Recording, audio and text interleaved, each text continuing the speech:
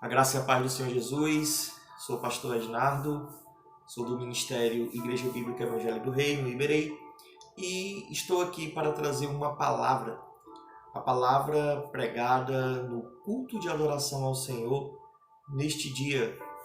E eu gostaria de convidá-los a abrir a sua Bíblia em Mateus capítulo 13, versículo 44. Mas antes, eu quero lhe convidar para fazermos uma oração. Agradecer a Deus por este momento, por esta dádiva e apresentar-nos diante dele, pois se as misericórdias dele se renovam a cada manhã em nossa vida, amados, precisamos agradecê-lo a cada manhã.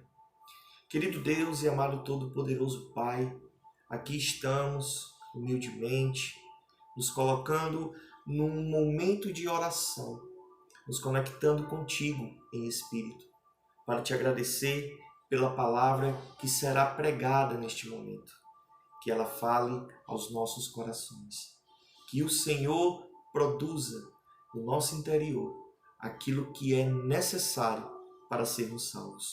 Obrigado, Senhor, que o teu Espírito Santo nos guie ao longo da meditação e reflexão das tuas Escrituras.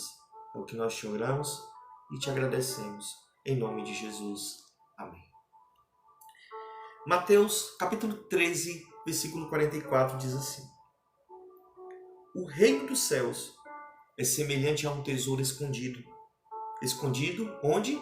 No campo. O qual certo homem, tendo-o achado, escondeu. E transbordante de alegria, vai, vende tudo o que tem e compra aquele campo. Que parábola, amados! Uma parábola tão pequena, mas que quer dizer tanto para as nossas vidas. Mateus capítulo 13, ao longo deste capítulo, nós vamos encontrar 8 parábolas de Jesus. E dentre essas 8 parábolas está a parábola do tesouro escondido. Queridos, Jesus ele utilizava de parábolas. E a parábola, ela indica literalmente uma comparação, no intuito de transmitir verdades espirituais. Mas é incrível que a interpretação das parábolas de Jesus só podiam ser possíveis para aquelas pessoas que se relacionavam com ele, que estavam de fato andando lado a lado com ele, não apenas fisicamente, mas espiritualmente. Não é à toa que quando nós vamos para a parábola do semeador, Jesus ele lança a parábola, mas a interpretação só é ministrada aos seus discípulos. E o Senhor utilizou essa parábola pelo fato de, naquela época, há 2000 anos atrás, no Oriente, existia uma prática muito comum no tocante a enterrar tesouros. Temos que levar em conta que, naquela época, não haviam bancos. Não tinha como as pessoas guardarem seus tesouros, suas joias, suas moedas em um local seguro. Então, elas investiam em propriedades, terras, animais, imóveis, e aquilo que sobrava, elas enterravam. Elas procuravam um campo, geralmente um campo aberto, que é mais difícil de se encontrar algo enterrado, e lá elas escondiam os seus tesouros. Mentalmente, elas guardavam aquele local. No momento oportuno, elas iam lá novamente e recuperavam aquilo que elas tinham enterrado. E Jesus usa essa prática para transmitir uma verdade espiritual incomensurável. Queridos, quais são as lições que nós podemos tirar, extrair deste minúsculo versículo bíblico. Venha comigo. Vamos mergulhar nas Escrituras Sagradas. Para começar, o reino dos céus. Mateus capítulo 13 fala sobre o reino dos céus. E uma das formas de tentar mostrar para as pessoas o que é o reino dos céus foi compará-lo a um tesouro. O reino dos céus é semelhante a um tesouro. E o que é um tesouro para você? Eu te pergunto, qual é o seu maior tesouro? É a sua família? São os seus bens materiais? É o seu orgulho, sua vaidade, a sua inteligência? Lógico, somos seres humanos, vivemos no planeta Terra e temos muitos tesouros que valorizamos e somos capazes até de dar a vida por eles.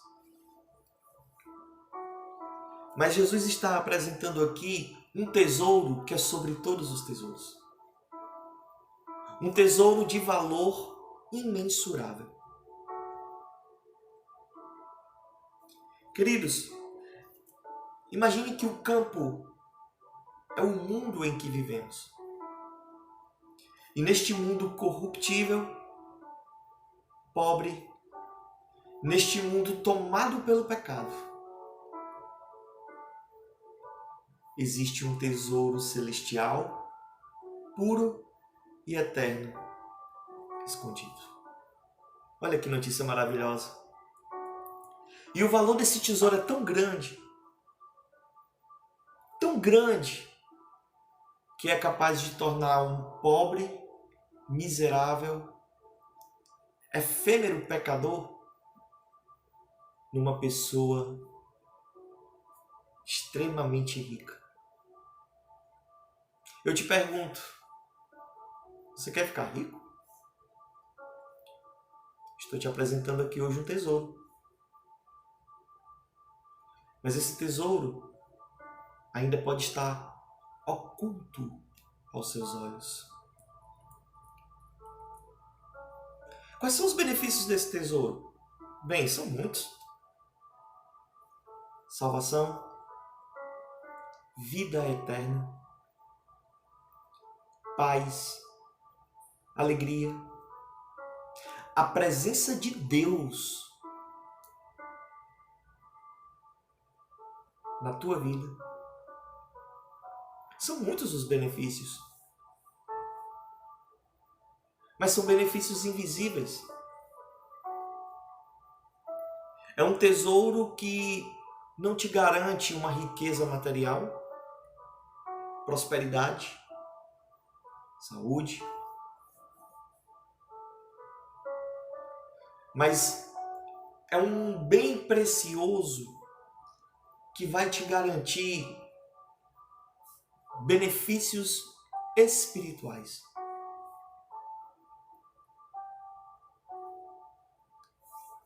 É tremendo, irmãos. Tem muitos outros benefícios desse tesouro. Quer mais um deles? Você ser considerado no céu e na terra como filho de Deus. Para pensar um pouco.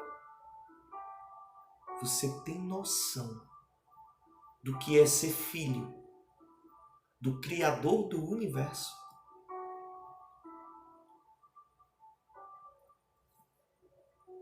Olha, a palavra diz que o reino dos céus, o reino de Deus, é uma herança para todos aqueles que perseverarem até o fim, aqueles que têm ouvidos e que escutam a voz do Senhor. E essa herança ela tem algumas características. 1 Pedro, capítulo 1, versículo 3 e 5, fala dessas características. Veja bem, vamos ler. Primeira carta de Pedro, capítulo 1, versículo 3 a 5. Bendito seja o Deus e Pai de nosso Senhor Jesus Cristo.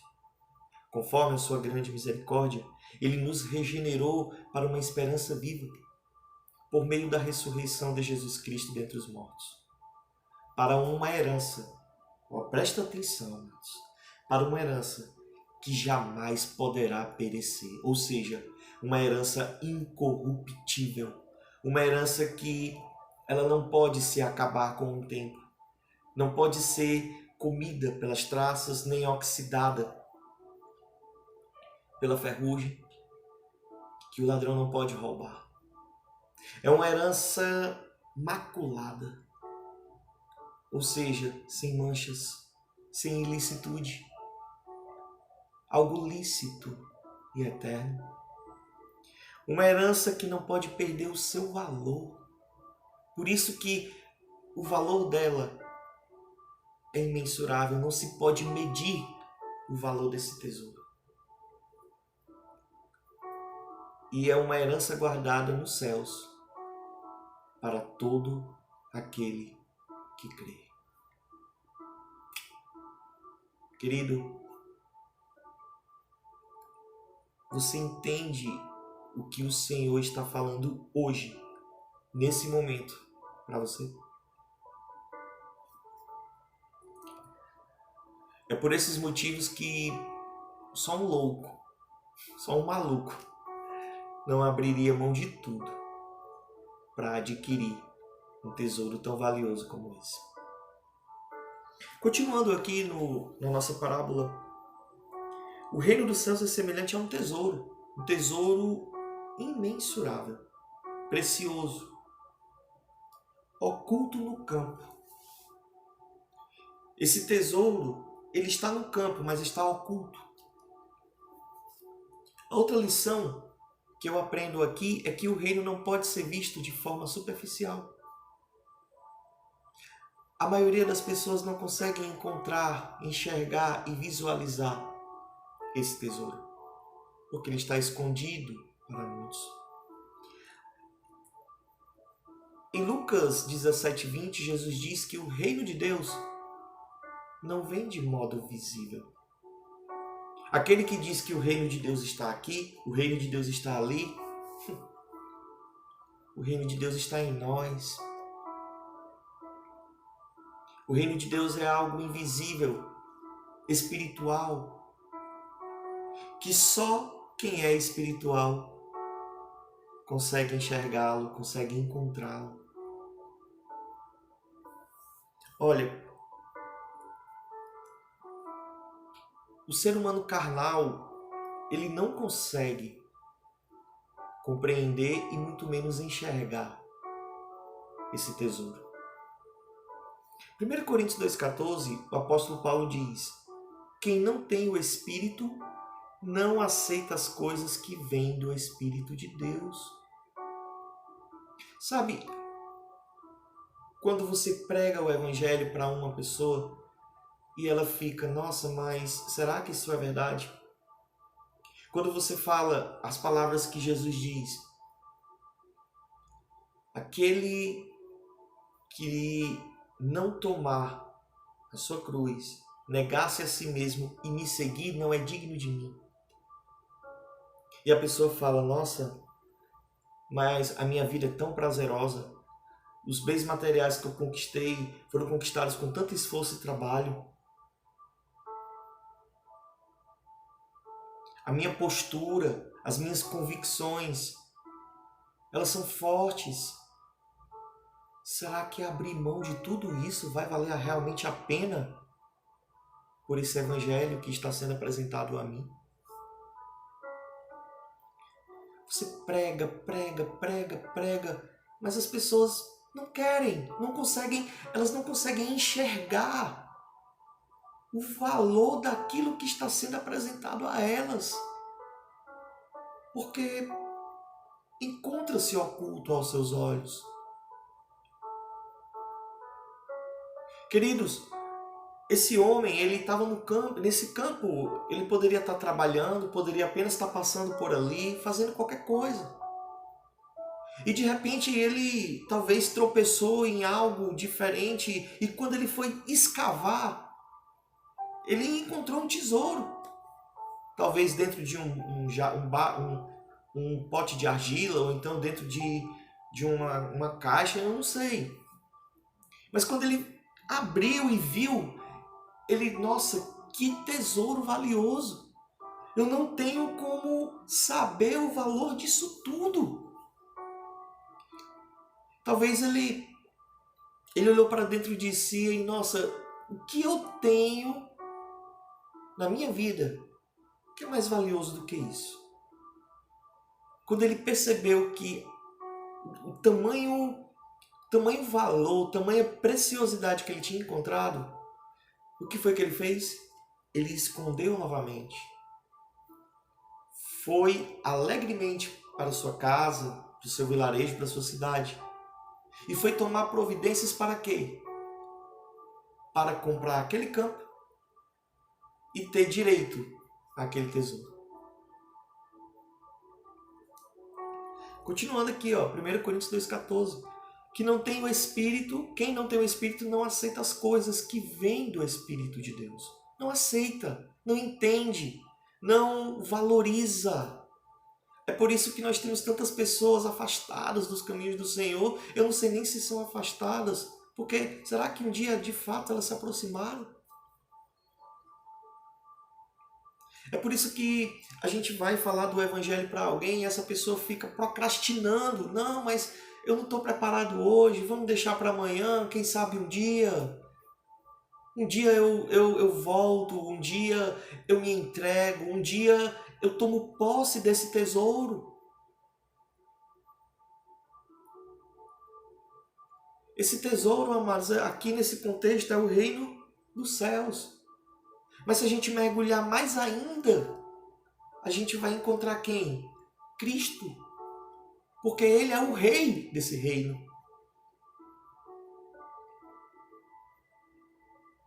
Será que existe alguma coisa mais importante do que Jesus Cristo na sua vida? E ele fala, não aceita as coisas que vêm do Espírito de Deus, pois eles são loucura. Nossa, eu não estou louco de abrir mão da minha vida para aceitar essas palavras que não fazem o menor sentido para mim. Elas não entendem. Elas estão com um tesouro ali à vista, mas elas abrem mão, ignoram, desvalorizam, porque na concepção delas, elas têm algo mais importante, mais precioso do que o tesouro que foi apresentado. E aí Paulo continua, e não é capaz de entendê-las, porque elas são discernidas espiritualmente. É necessário ter o Espírito Santo para discernir o valor do tesouro. O tesouro que talvez aos seus olhos ainda encontra-se escondido no campo. Queridos,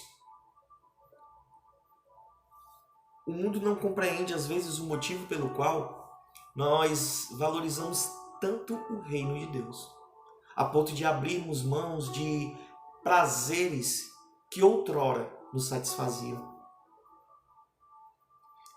Você me pergunta, irmão, ser crente é muito chato. Não pode beber, não pode fumar, não pode sair com várias mulheres ou vários homens, não pode fazer nada. E eu pergunto, quem disse que nós não podemos? A Bíblia diz que tudo é lícito. Tudo eu posso fazer. E aí você me pergunta, mas por que você não faz? Porque eu não quero.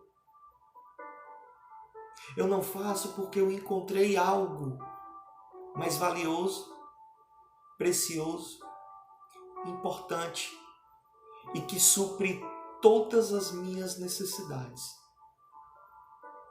E que não há nada nesse mundo, nenhum prazer temporal que este mundo possa me ofertar, que possa substituir esse tesouro que eu encontrei um dia no campo. Sabe Paulo, o apóstolo Paulo?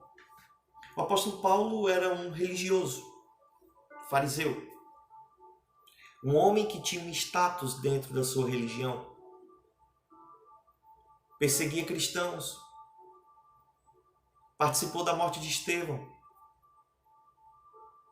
pediu autorização aos seus superiores para ir até Damasco e lá perseguir cristãos, prendê-los, torturá-los e matá-los. Mas um dia, no caminho para Damasco, Paulo encontrou o tesouro. Ele não estava contando que ele iria se deparar com esse tesouro no caminho, porque as suas convicções eram totalmente diferentes daquelas que Cristo pregava. Mas, amados, quando nós cruzamos o nosso caminho com o do Senhor, irresistivelmente atendemos o seu chamado. Naquele dia, Paulo atendeu o chamado, porque ele encontrou um tesouro mais valioso do que tudo que ele tinha conquistado até aquele presente momento. Eu quero convidar você para abrir a sua Bíblia em Filipenses capítulo 3. Filipenses capítulo 3. Vamos lá para Filipenses capítulo 3. Vamos ver o que Paulo fala a respeito desse tesouro. Olha só, queridos. A palavra de Deus é magnífica. Filipenses capítulo 3.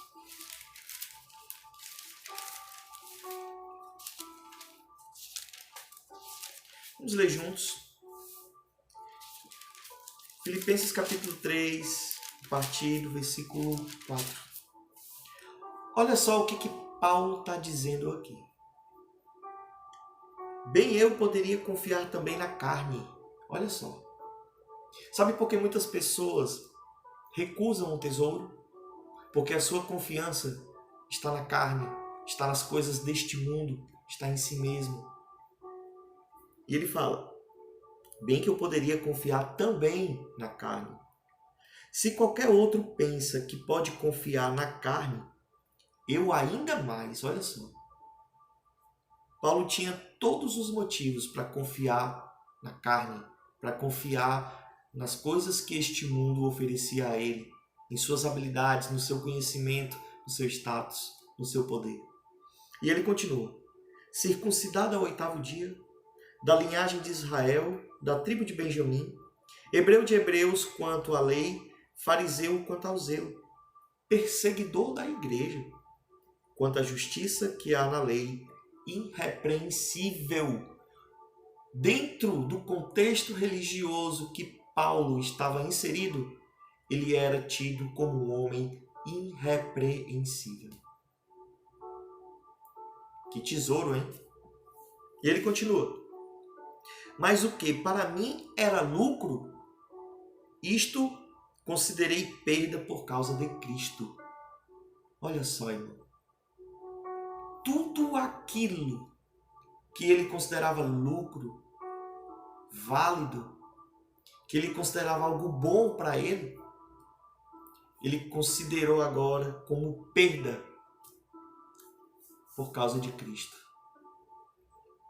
Ele considerou como perda porque ele tinha encontrado um tesouro maior e mais valioso do que tudo aquilo que a sua religião e o mundo poderiam lhe ofertar. Sim, versículo 8, sim, deveras considero tudo como perda, olha só, tudo, por causa da sublimidade do conhecimento de Cristo Jesus, meu Senhor, por amor do qual perdi todas as coisas e as considero como refúgio. Sabe o que significa a palavra refúgio? Esterco. Paulo está dizendo que antes dele encontrar aquele tesouro,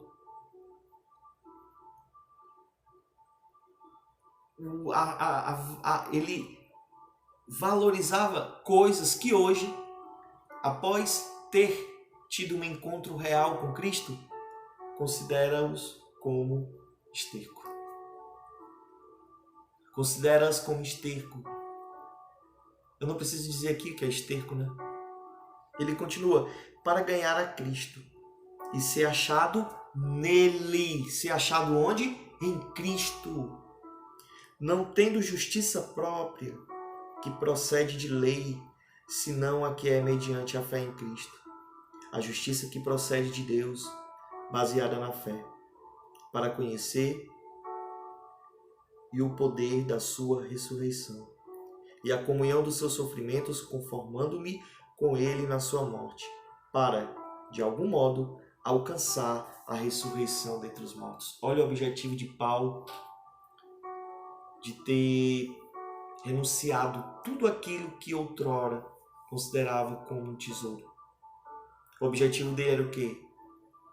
Cristo. Ele renunciou tudo por causa de Cristo. Queridos, isso é tremendo.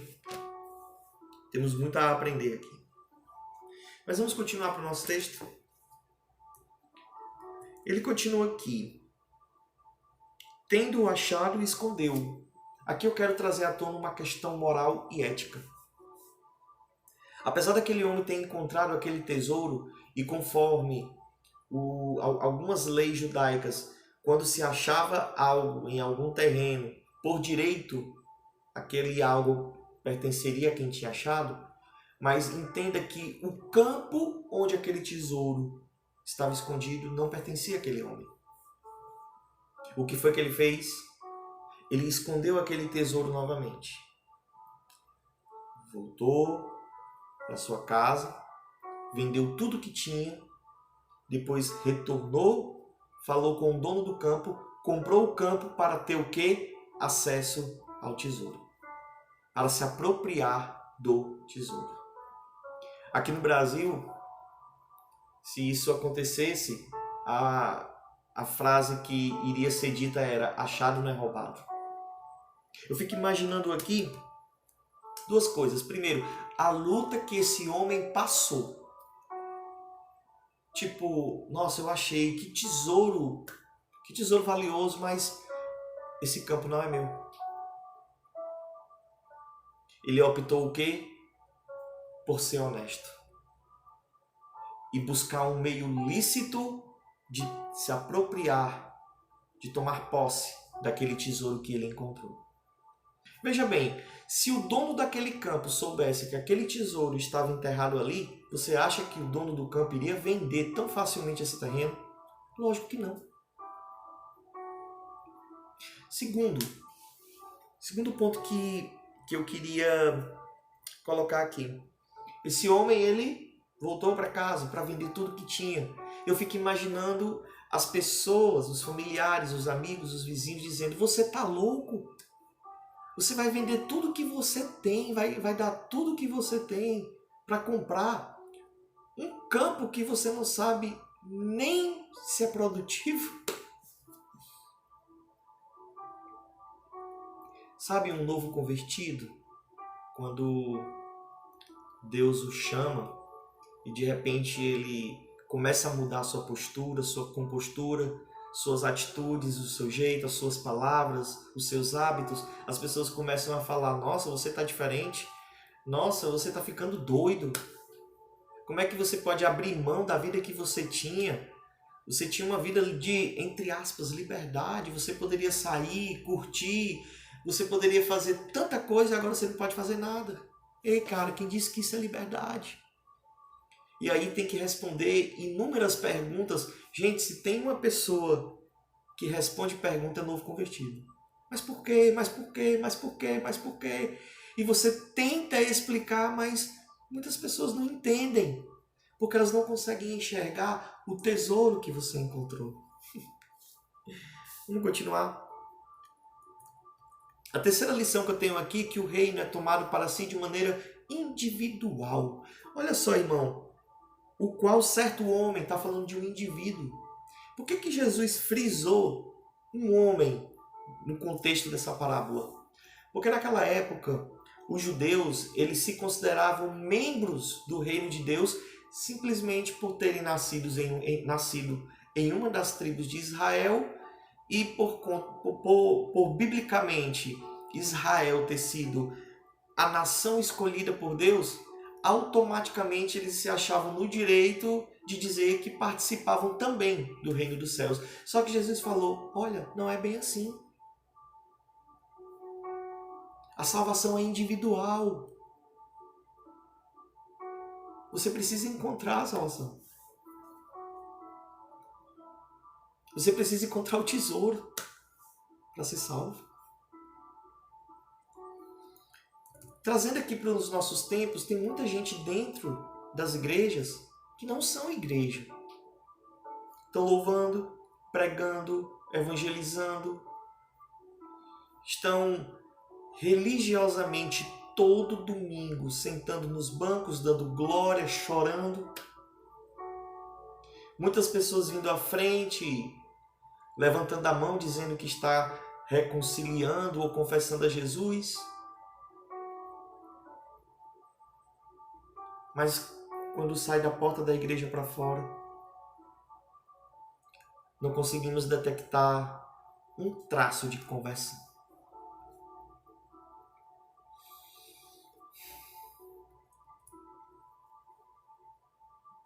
Olha, se nós não confessarmos a Jesus e guardarmos os seus mandamentos, amados, não conseguiríamos enxergar o tesouro que está escondido no campo. A quarta lição e última, continuando aqui no nosso texto, e transbordante de alegria. Presta atenção nisso aqui, irmão. Transbordante de alegria. Vai, vende tudo que tem e compra aquele campo. Eu quero aqui frisar o quê? O reino de Deus produz a genuína, pura e transbordante alegria. Em outras traduções está e cheio de alegria. Aquele homem, quando encontrou aquele tesouro, ele sentiu uma alegria que ele nunca tinha sentido antes. O reino de Deus é tão precioso que no momento em que uma pessoa enxerga o reino como ele é e percebe que no mundo inteiro não há nada mais valioso e prazeroso do que fazer parte desse reino, amados, ele transborda de alegria. Se você realmente um dia encontrou Jesus, encontrou não, foi encontrado por ele, cruzou o caminho dele, ouviu o chamado dele, o seu coração saltou de alegria naquele dia e continua saltando de alegria até hoje. Porque todos os dias o Espírito está confirmando no seu coração que você é filho de Deus, salvo e remido pelo sangue de Jesus. A verdadeira conversão, ela gera alegria no nosso coração e uma alegria constante. Olha, a alegria que o mundo nos oferece é passageira. Sabe, uma pessoa quando vai curtir uma festa, a gente vê alguns vídeos, nas redes sociais de pessoas curtindo uma festa, idolatrando uma garrafa de bebida, ou curtindo um som, seja qual for o gênero musical, enfim. Mas no outro dia, quando ela chega em casa, a ressaca da bebida, a ressaca moral por conta de estar embriagado ou embriagado ter feito o que não era para ter feito, e aí vem a ressaca moral, a vergonha, dinheiro que gastou deliberadamente, uma série de vexames que porventura possam ter acontecido naquela festa, e no outro dia, cadê aquela alegria? Onde está aquela alegria?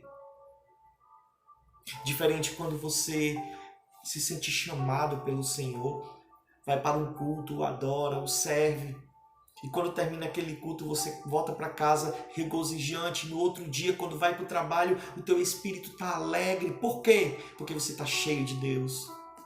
Porque você encontrou o tesouro. E por conta de ter encontrado algo mais valioso do que a tua própria vida, você se sente feliz, você se sente de fato rico. Amados, No dia que você encontrar Jesus verdadeiramente, você vai se sentir uma pessoa rica, milionária, bilionária. Porque Cristo produz riquezas espirituais no nosso ser.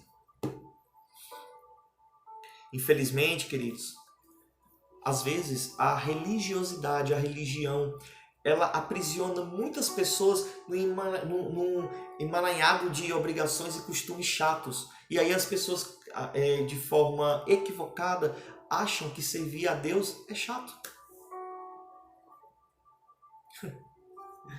Essa lição nos ensina que quando compreendemos o valor do tesouro encontrado, nós conseguimos sentir de fato prazer em servi-lo, prazer em ir para a igreja cultuar a Deus, prazer em evangelizar, prazer em servir o próximo, prazer em amar, em perdoar, prazer em ser humilde, prazer em colocar o outro num patamar superior a você. Isso é tremendo. Eu quero encerrar aqui essa palavra. Hoje lhe foi apresentado o terreno onde se encontra o tesouro. Esse mundo, essa terra, esse planeta.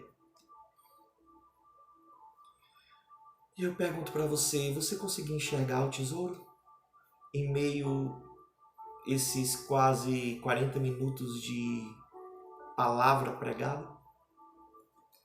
Calcule o preço.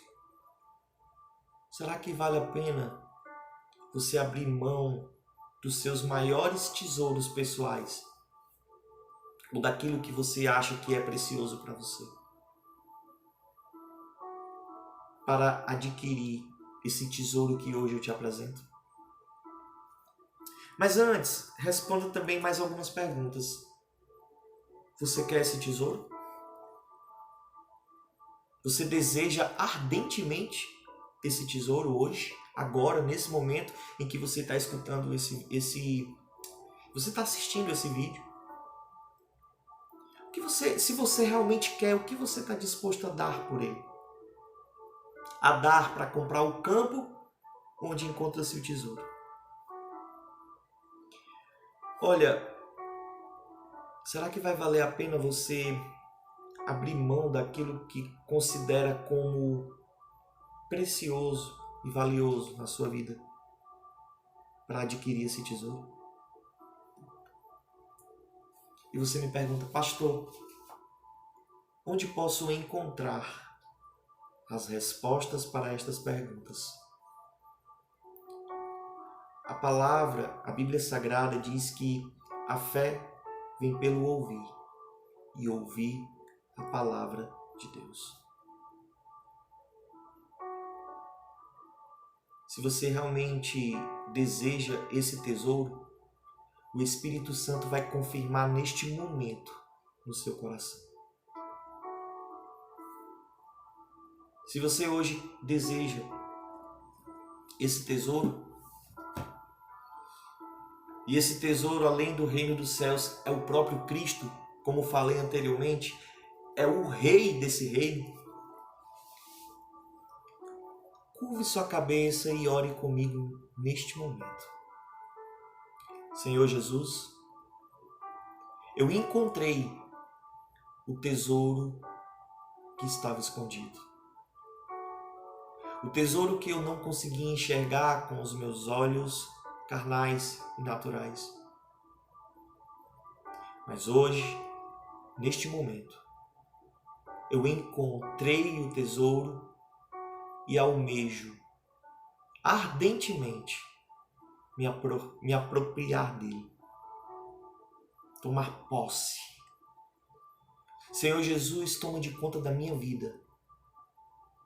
Perdoa os meus pecados. Me justifica diante de Deus.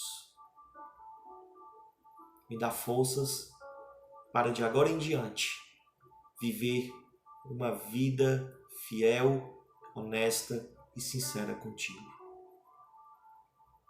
Obrigado, Jesus, por ter falado comigo neste momento. E que eu nunca mais volte para o mundo. Agora em diante, que os meus passos sigam em direção a Deus. Se você está reconciliando com o Senhor, faça uma oração de reconciliação e peça a Ele forças para nunca mais se afastar do tesouro que o Senhor um dia colocou à sua disposição.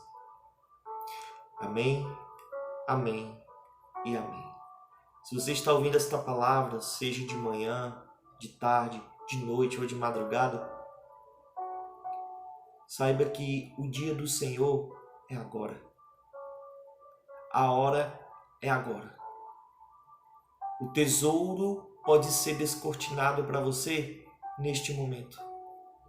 Peça ao Espírito Santo discernimento espiritual para entender, compreender, discernir e atitude para tomar posse daquilo que o Senhor hoje te apresenta. Que Deus te abençoe. Louvado seja Deus por este momento. Que o nome do Senhor esteja sendo exaltado com a pregação que foi ministrada hoje. E que Deus abençoe a sua vida, meu querido ouvinte e espectador, de forma poderosa. Que o Espírito Santo inunde o teu coração, inunde a tua casa, inunde a tua família e leve a paz e a alegria que o mundo não pode nos oferecer. Que Deus te abençoe. Cheiro no coração e até a próxima.